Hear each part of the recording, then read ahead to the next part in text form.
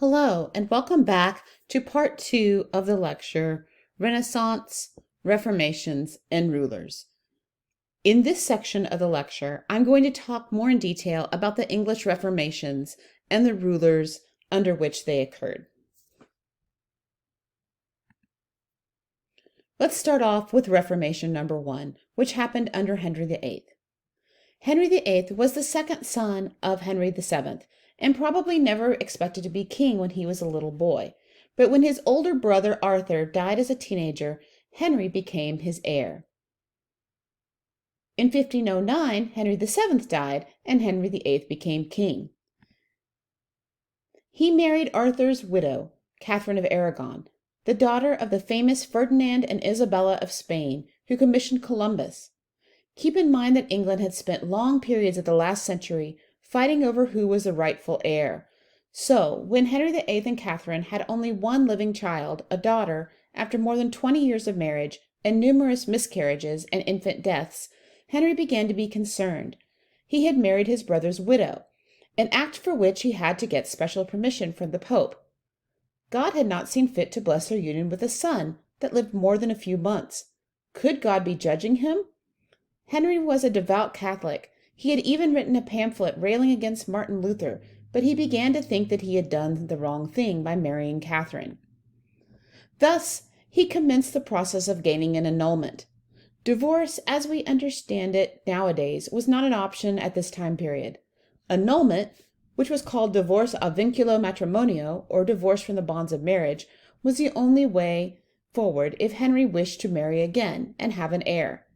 After many years of wrangling with various popes and their representatives, Henry finally took matters into his own hands, declared himself the head of the Church of England, and kicked off Reformation number 1. A kind of quasi-Reformation.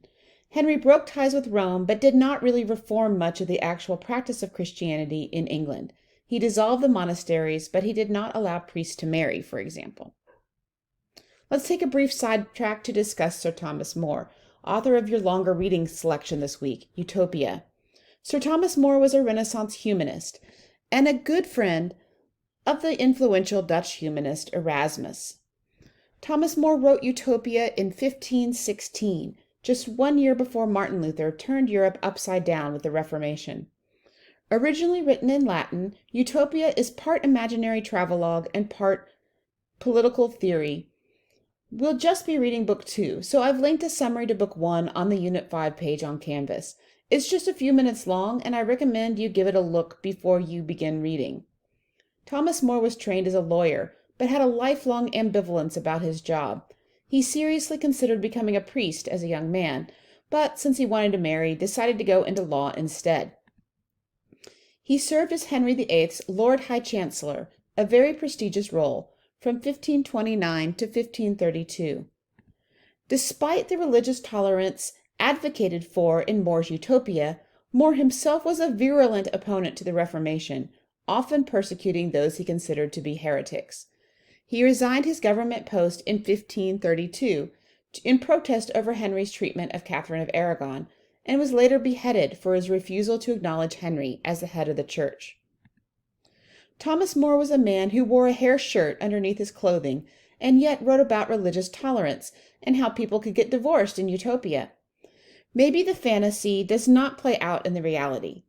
As you read, think about the things that More was very forward-thinking on. Is there anything in the way the utopians live, for example, that social reformers are pushing for today? And what about the contradictions between his ideal society and how that society is maintained? I think you'll find Utopia quite compelling.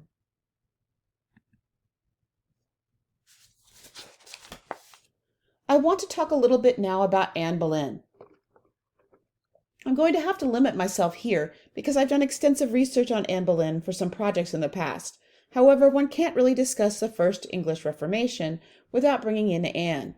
She was the very controversial second wife of Henry VIII, the one he divorced Catherine of Aragon to marry.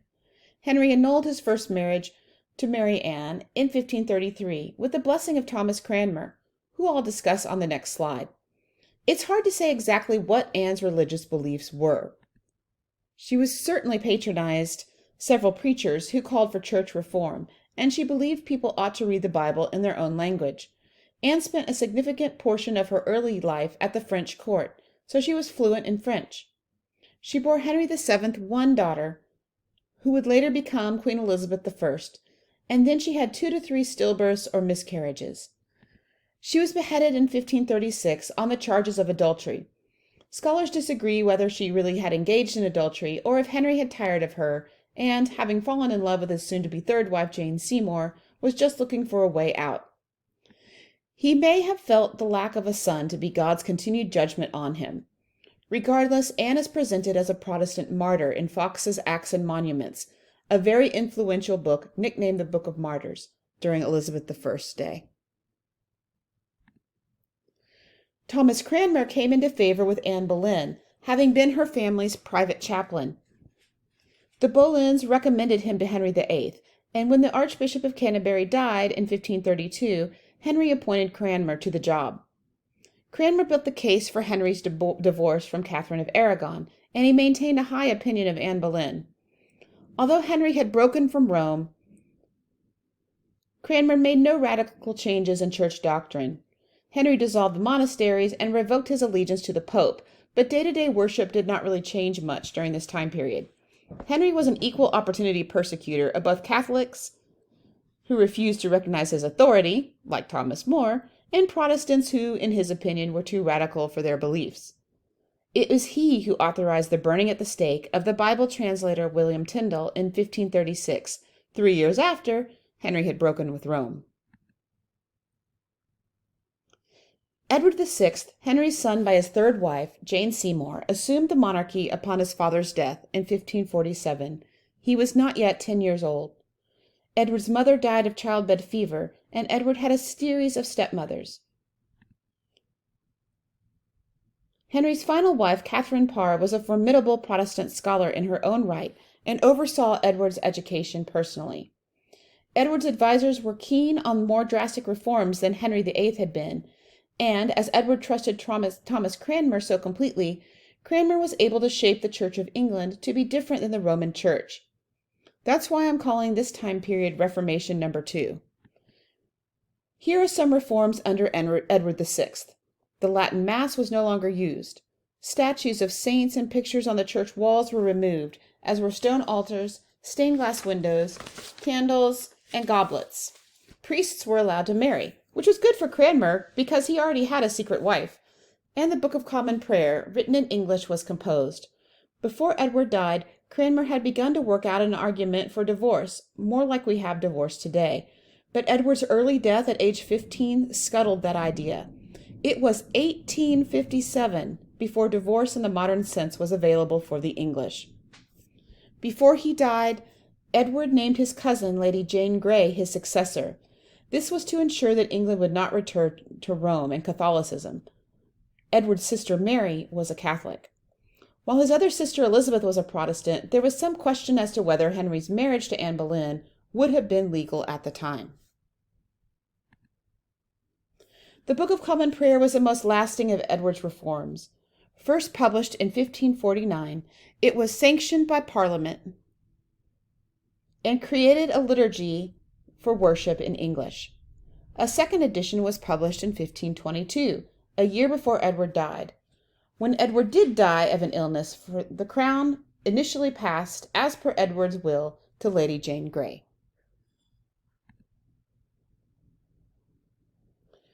Lady Jane Grey was the oldest daughter of Edward VI's cousin and the granddaughter of Henry VIII's sister Mary. She was tutored by the English humanist Roger Ascham, who would go on to tutor Elizabeth I. She was an accomplished scholar and a skilled writer. Per Edward VI's will, she was briefly queen for 9 days in 1553. But when forces loyal to Edward's sister Mary arrived in London, she quickly became a prisoner in the Tower of London. She was executed in 1554, largely because her father and father-in-law kept conspiring while their daughter and son were in prison. We'll read one piece of her writing this week, but there's more in the anthology if you're interested in this topic as perhaps a future paper topic. I admit to being fascinated with Jane Grey when I was a teenager, and I still see her as a really compelling but tragic figure. I'll take another literary detour to speak about Fox's Acts and Monuments. Published in 1563, it includes tales of the persecution of early Christians and Protestants. Both Anne Boleyn and Jane Grey appear there. Anne's entry is right after Tyndale's. Elizabeth I ordered that every church must have a copy of both the Bible, known as the Bishop's Bible and based on Tyndale's Great Bible, and the Book of Martyrs. So this was a widely read and widely beloved work in the early modern era.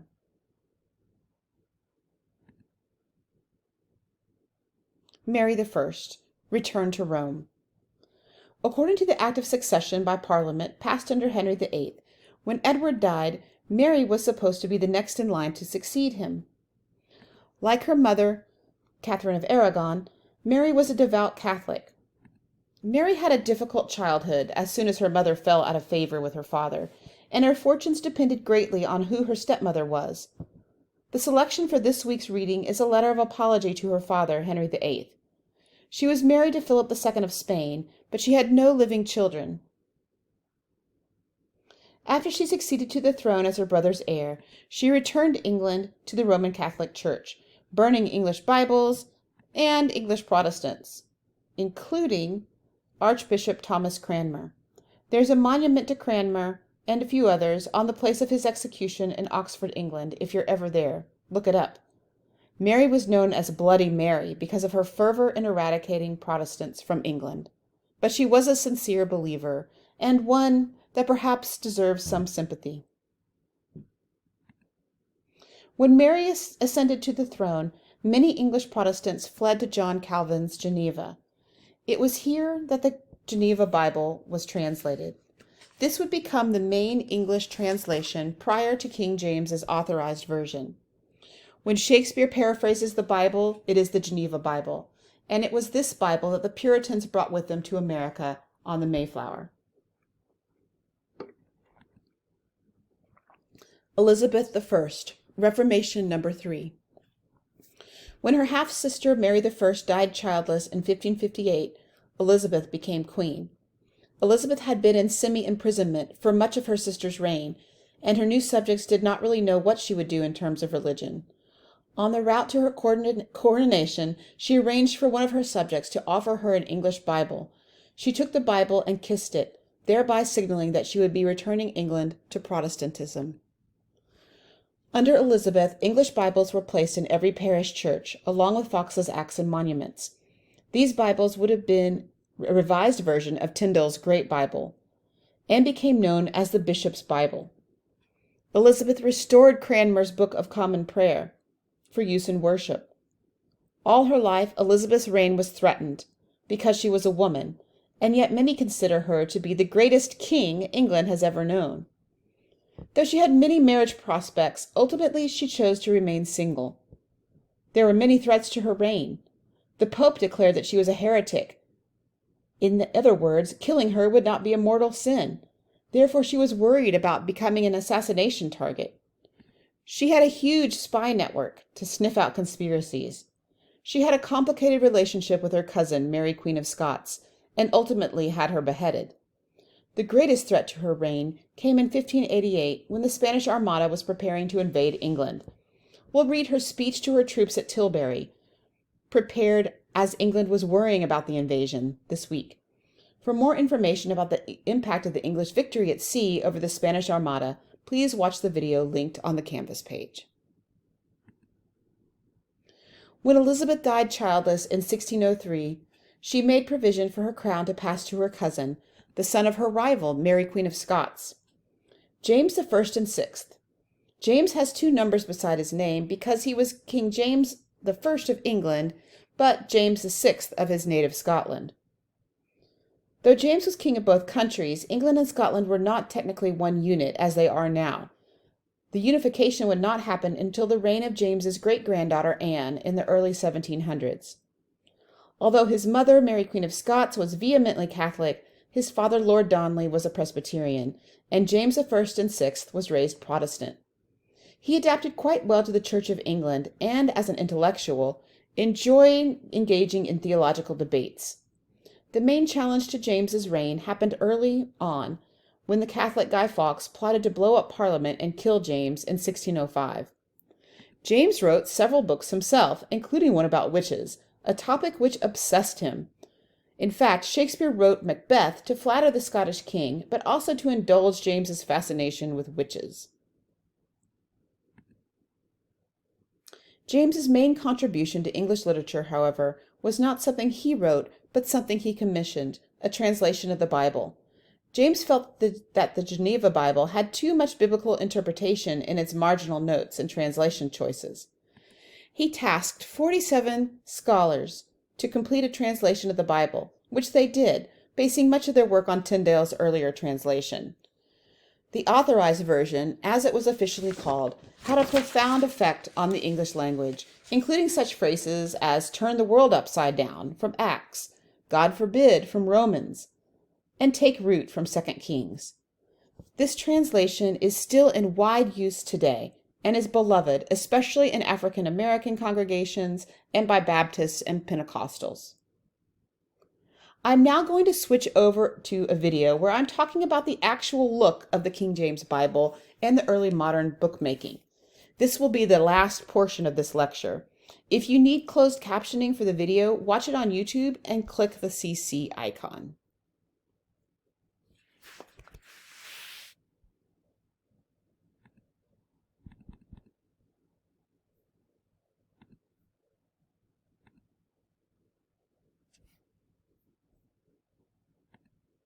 Go. Hi, this is Dr. Kramer, and I'm here to talk to you a little bit about the King James Bible and about bookmaking in the early modern era, the 16th and 17th century. Now I have here with me a page from an actual first edition King James Bible, which was printed in London by Robert Barker in 1611. And I do have a certificate of authenticity here, just to show. So some of you may ask, why does Dr. Kramer have a page from a 400-plus-year-old book? Long story, but the short version is that I happened to be at a museum many years ago that was having a raffle, and the museum was having an exhibit about the King James Bible and Bible making, and I entered my name in the raffle, and they called me about a month later, and I had won a page. So probably what I'm thinking is happening is I had some incomplete Bibles, and so they were using these pages from the Bibles as kind of raffle items to increase visitation at their exhibit. So this is in a frame. I have a sister-in-law who is a librarian who's a preservationist, and so she has got it mounted for me. But it's double-sided, and so it's very loosely mounted, and it's just really tacked on at the top. So what I want to talk about first is the size. This is called folio size, which would have been the biggest kind of type of book that they printed at the time. And obviously, if you have another page here, you can imagine how big the book would be. So this is like a coffee table book size if we're talking about modern day. And so these were for that size, the folio size was for books that were considered really important. So of course the Bible, history books, eventually some of Shakespeare's friends after he died put together a collection of his plays and something called the First Folio, which is a very important work that we'll talk about in our Shakespeare lecture. But just to kind of give you a frame of reference, this is a folio size. And then most books would have been printed in what's called a quarto, which would have been a fourth of this size. So the paper would have been folded and folded again. So this was printed on a printing press. And I'm going to come really close to you. This is from the Gospel of Luke.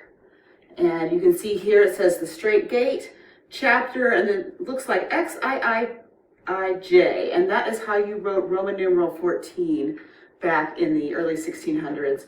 And then you see it has a helpful header here on the top of the page, dropsy healed. And so the King James Bible translated as dropsy, a more modern translation might say leprosy or something like that. So this is from the book of Luke again in a gospel.